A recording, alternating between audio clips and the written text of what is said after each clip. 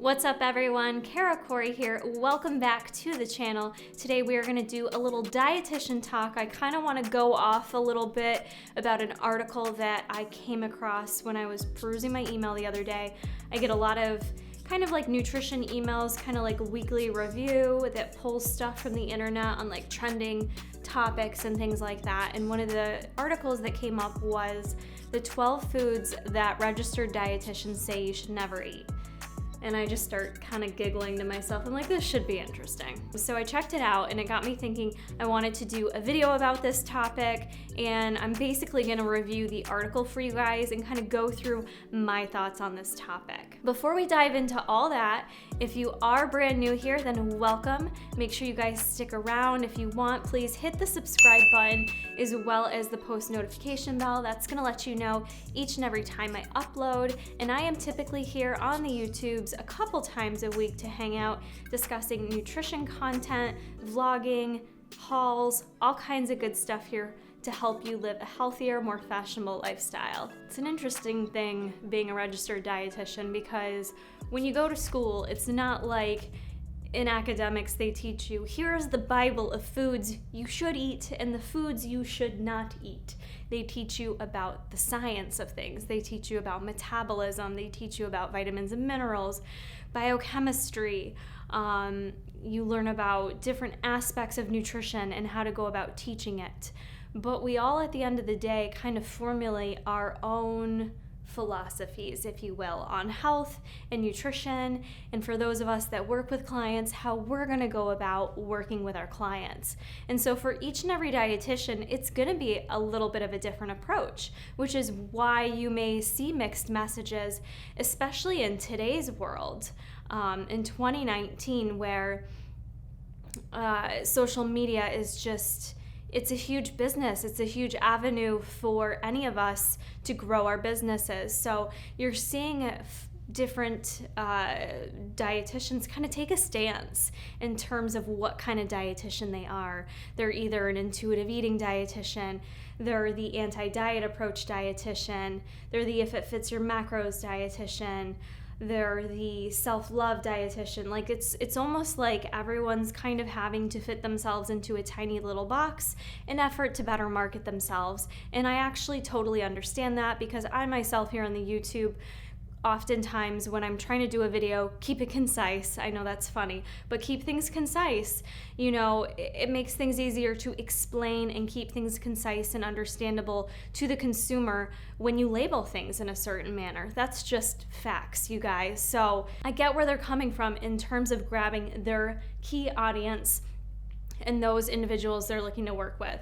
I picked up my diet soda as I started that rant because what I was gonna say is, you know, the whole thing in my head is if you ask 50 dietitians the same question regarding what food they shouldn't eat, you're going to get 50 different answers. That's just the honest truth of the matter. It all comes down to what style we practice with our clients. So you're going to get very different opinions with different dietitians. So while I sit here drinking my absolutely delicious, refreshing Fresca, you're going to have some dietitians say, I'm an awful dietitian for doing that I should not be drinking diet soda, that I should not be having artificial sweetener, that I should not be having anything that has an ingredient list this long, etc. You get my point. So each and every dietitian is so very different. When you look online, you can see loads of articles addressing the same similar topic, and you see within the articles, whether it's the top 10 foods or the top 20 or the top 8,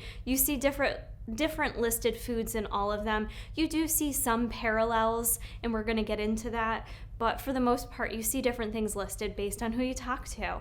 And that kind of brings me back to my bottom line. So we can all have a different viewpoint. And for me, honestly, my viewpoint may differ based on the client that I'm working with. There isn't a cookie cutter approach.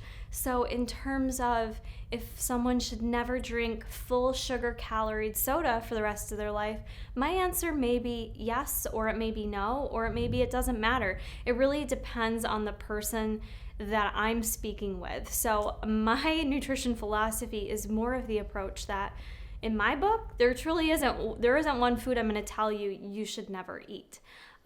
There's a couple things I'm going to go into that I do agree with, but for the most part, that's more of my philosophy, and you'll see that as we go along. So in heavy, clickable marketing fashion, it's 12 foods registered dietitians never eat. That's the name of the article, which is so clickable, and I get it because we do the same things here on YouTube.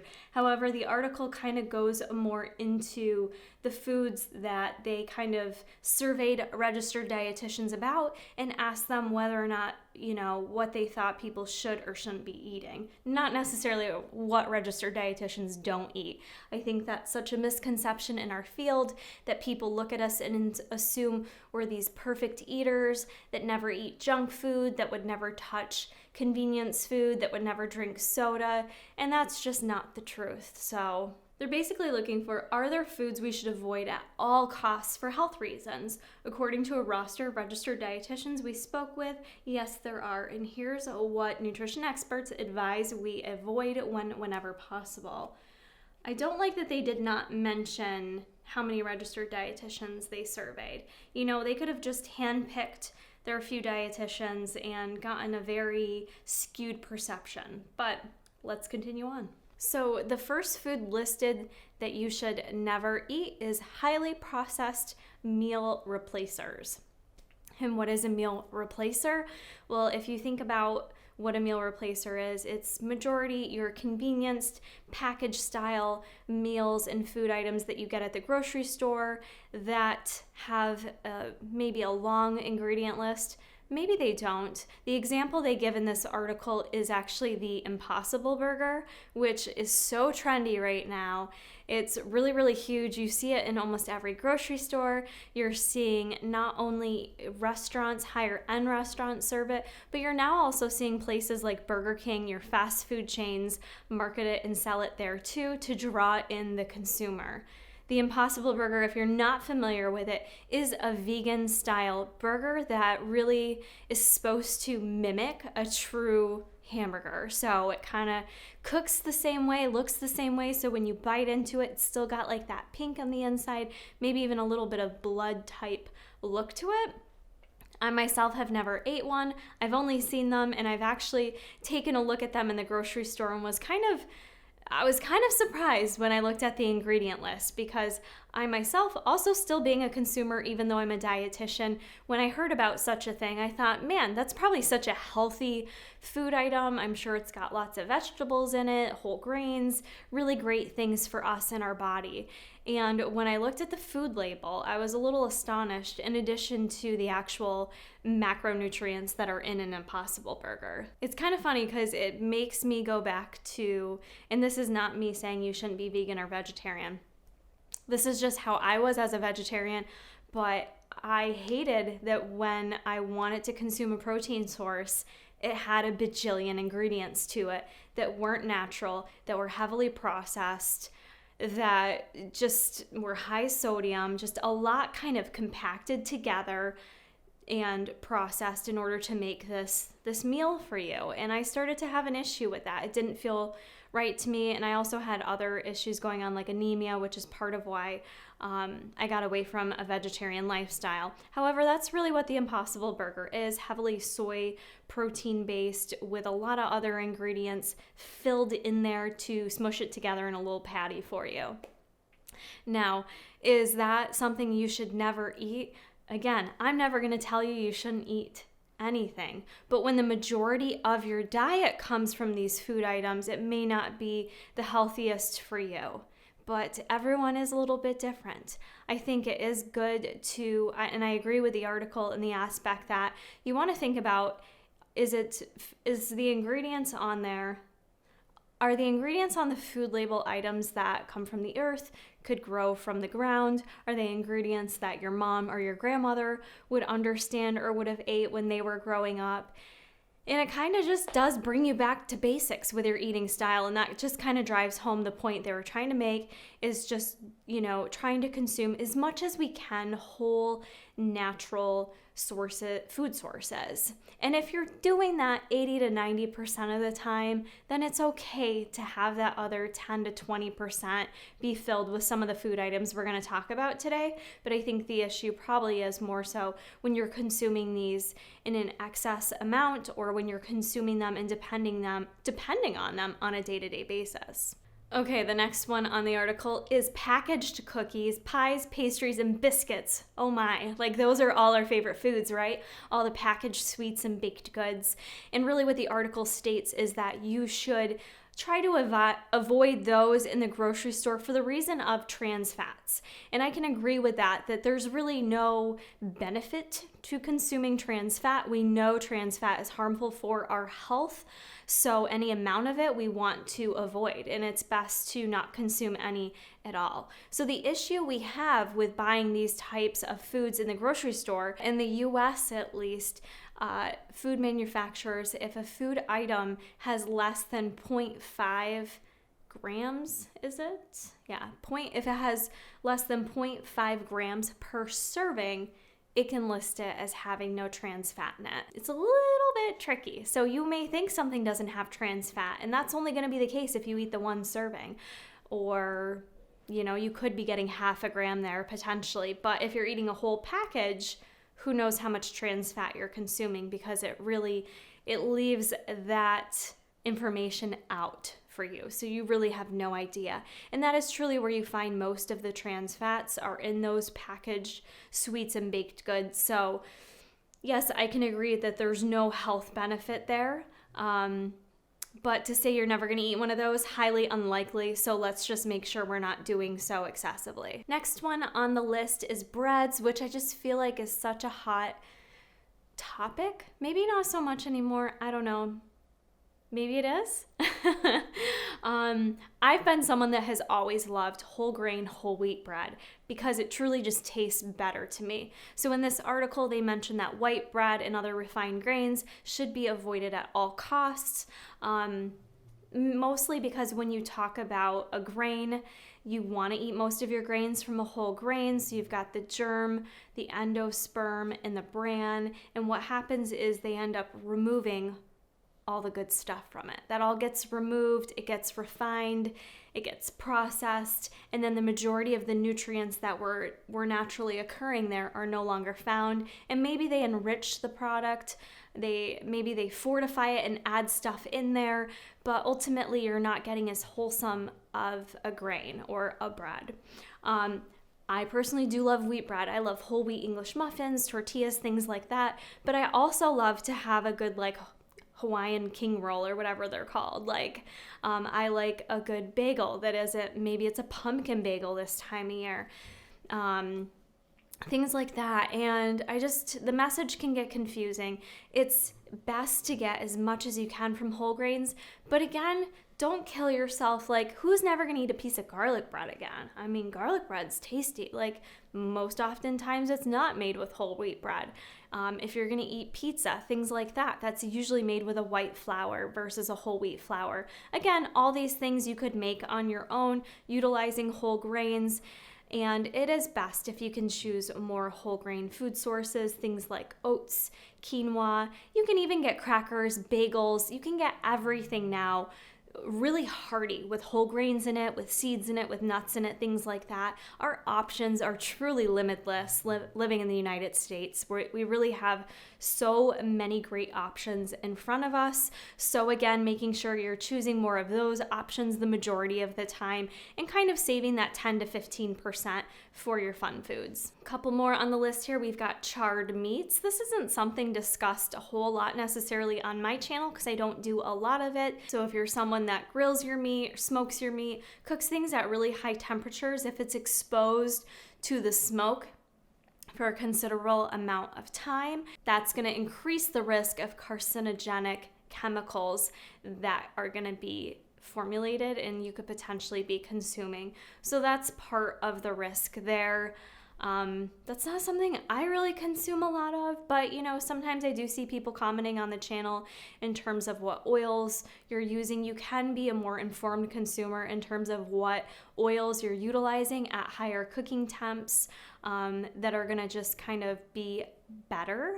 So things like avocado oil cooks very well at higher temperatures. That's gonna decrease the risk of those free radicals forming. So that's something you could maybe take a look at in your own diet. Is it something you can never consume? I mean, who's eating charred meat on a day-to-day basis? I haven't heard of that, but I could be wrong. Maybe some of you guys are. The next one on the list, I don't necessarily agree with at all. It says flavor instant oatmeal packs. And being someone that loves variety, I love the flavored instant oatmeal packs. But yes, there's the informed dietitian part of me that understands eating plain oats and sweetening it yourself with things that are more natural, such as fruit. So I guess it kind of depends on what battle you're looking to fight there with your own diet and what you want to be particular about. I do think as a whole, in terms of weight loss or managing your weight, sugar is something you can look at. It's definitely not the end-all be-all. Sugar does not make you fat. At the end of the day, that excess of calories, in addition to other things going on in your life, can make it a challenge to manage your weight. But I love like the pumpkin pie oatmeal they come out with this time of year. And yes, one packet of the sugared flavored oatmeal has like 14-15 grams of sugar. So that is relatively higher than just a basic plain oatmeal. Again, weigh what's worth it to you. If you're eating 14 packets a day, yeah, that's gonna end up being high in sugar. But if you're talking about having a flavored packet of oatmeal in the morning versus a Dunkin' Donuts frozen pumpkin coffee, which is like 150 grams of sugar, I'm going to tell you to eat the oatmeal because you're also getting something beneficial from the oats, even though there is sugar in there. So I'm not as much of a stickler on this one. I don't think that would ever be something I would come up with if someone surveyed me and told me what foods people should never be eating.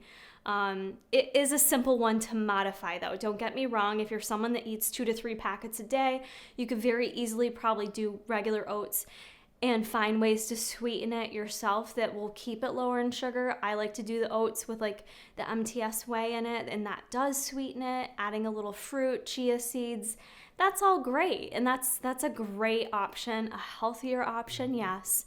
But it's not to say you can't ever eat sweetened oatmeal either. Fat-free ice cream is next on the list, and I kind of spoke about this a little bit in an earlier video, just kind of regarding like Halo Top ice cream and things like that, which they are not fat-free. Fat-free items, fat-free foods in general, I don't think I would tell people you can never eat them, but I would say why eat them. I think that's like a miseducation that's still lurking around there, that fat-free foods are better, or reduced fat foods too. Things like reduced fat peanut butter, which also came up on this list, reduced fat Oreos. You have to be so careful with items that are fat-free and reduced fat, and just be an informed consumer, understanding that when they remove the fat from products, oftentimes what happens is, especially with things like a peanut butter or even salad dressings, they end up removing the monounsaturated fats and like the heart-healthy fats that are actually good for us, and they end up increasing the sugar in these products so that they taste better. So you may look at the label and say, okay, fat is lower. So if that's what you're honing in on is your fat grams, that's going to satisfy that need. But if you don't look at the bigger picture of all the other ingredients and the sugar and the overall calories and see what those look like, you're going to miss out on the fact that this isn't a healthier option for you.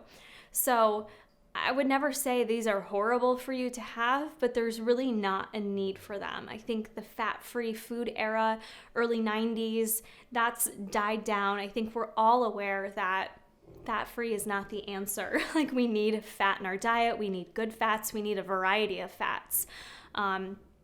Fat-free ice cream in particular, I mean, I am someone that would say go for the full fat option and just satisfy your craving, or maybe do like Jason loves the Eaties slow churned. And if you look at the Eaties, they don't actually add in a bunch of sugar to it. It's just the way that they process the ice cream. So if we're talking about your health, then it's really not healthier to choose the reduced fat, fat-free options. But again, some people really want to eat that full pint of Halo Top because it mentally satisfies something in them to have the volume. And they maybe feel like it goes over well with them. Some of those items, though, do add a lot of extra, like I said, the sugar, but they also add a lot of different gums and fillers there. So you may find you have some digestive issues with some of these more diet type products. So that's something to consider as well. I, again, find this one a little bit odd, but gummy candy made the list for foods you should never eat. I freaking love gummy candy. And honestly, I'm not like a huge candy person. I'm a food person, so I'm a foodie. So I like all foods. I like junk foods. I like gummy candy.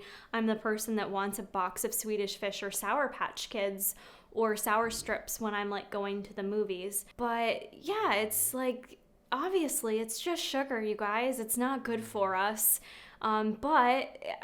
We do need sugar in our diet. It's best if we get it from things like fruit, and the example they give is frozen grapes. And I think that's a great option as well. I just think the idea of never eating a piece of candy again is just not exactly realistic. And the other thing too is, how strict do you want to make your life in terms of your food choices? Like, how much in your head do you want to say is off limits? Because what we find and what we've seen is the more people feel restricted, the more you can't have something, the more you want it. And I can speak to that from my own injury, recently. Like, the more I can't train or do these certain things, even though I wasn't doing them a ton before, it's killing me that I can't do them now. So the second you tell people you can never have gummy candy again, eat the frozen grapes, you're going to hate those frozen grapes and say, suck it, and want to go on the deep end with some freaking candy. So, you know what? Again, I find this one, moderation is fine. Like, is your daily intake of carbohydrates coming from sugar and gummy candy? Not a good idea, and I think dentists would agree with me too. But for the most part, have in moderation. Enjoy it once in a while. Like, get yourself a bag of Twizzlers when you go to the movies. Are you going to the movies every day? Or are you going to the movies once a month? Okay, so you gotta kind of weigh that out based on you, your lifestyle, and what you're doing. The next one on the list is ranch dressing. And oh my God, if I would have known that when I was a kid, I would have hated all registered dietitians, because everything got dipped in ranch dressing, because ranch dressing makes everything taste better. It's a fact. Don't come at me. You can dip hot dogs in there. You can put it on salad and vegetables if you want. It tastes good with chicken tenders. It tastes good like drinking it straight out of the bottle. It tastes good. But the underlying theme with the ranch dressing or your creamy based dressings, sauces, you name it, is that they're cream-based, right? So they're higher fat, very caloric, very calorie dense, with not a lot of the heart-healthy fat properties there that we're looking for, that we encourage you to get more of in your diet. So when it comes to making a dressing choice, again, I urge you not to go with a fat-free dressing, but to do more of a vinaigrette-based, more of an olive oil type-based dressing. But to say you're never gonna have ranch dressing again, guys, I consume ranch dressing. I do. So I disagree with that statement. I think it's about making sure that you're having the appropriate amount of balance within your diet. I think that theme is coming across as I repeat myself here, but making sure that you're not having your full day's worth of fat from ranch dressing. You're having heart healthy sources in addition to that. Some of these are so random, a few of these. The next one is fruit Danish. Fruit Danish, okay. As compared to a Danish without fruit, there's like the cheesy Danishes and then there's the fruit Danishes. I don't know, do people think the fruit Danishes are healthy or something? They're not. It's a baked good, it's a sweet, it's a treat. It's something you shouldn't eat all the time. That's it. It's not that you should never eat it. It's not that I'll never eat it. just don't eat it every day. Don't fool yourself that it's a hearty, healthy breakfast. You know who has really great baked goods is like Panera Bread. I think about, they have little Danishes and stuff like that. But I know for me, when I eat something like that, it doesn't do anything for me. It like literally feels like I just consumed air. I don't eat it and go, I am so satisfied. That just hit the spot. No, I say, whew, that tasted good. And now I just want more. It feels addictive. It just doesn't give you any kind of fullness or satisfaction in your stomach. So for me personally, I just choose not to eat a lot of them. It's not because I never eat them or I won't or I haven't. We grew up on like Entenmann's. If you know Entenmann's, they make the little chocolate chip cookies. We always had an Entenmann's like raspberry, is it Danish or like streusel? We always had one of those growing up. Loved those. But yeah, it's not something I eat a lot now in my adulthood because I know it doesn't do anything for me in terms of energy, in terms of how I feel. At the end of the day, it's just not worth it to me. I'd rather eat a piece of carrot cake. The last one on the list is deep fried foods. And I can kind of jam with this one. I mean, I wouldn't say I never eat them, but it's a rare occurrence. I do choose deep fried foods unless you go back and watch my fair vlog. And sometimes I get down with it once a year. You know what I mean? So deep fried foods are everywhere, but they're going to be loaded with saturated fats and mega high in calories. So you have to be considerate of that. It should be something that you do limit in your diet. I definitely agree with that. Should you never eat it? I mean, if you never do, that's absolutely fine. If you do on occasion, like I said for myself, maybe once a year, maybe twice a year, I splurge, I have something deep fried. You know, I kind of balance it out. I make it fit, but I save it for the appropriate time when I really think it's worth it and I really want to try that kind of stuff. Definitely shouldn't be something that is part of your every day, even every week. But again, you ask every dietitian, you're going to get a different answer for how frequent you should consume stuff like that or if you shouldn't have it at all. All right, guys, those were all the 12 foods that registered dietitians supposedly never eat and say you should never eat too. I already went through, I gave you guys my thoughts on it. Let me know what your thoughts are on some of the food items that we discussed today. I'm interested to hear it. So comment down below in the community and let's start a discussion about this. If you guys enjoyed the video, please hit the thumbs up button. It does help me out. And make sure you are subscribed before you leave the channel. And I will see you guys in the next video. Bye.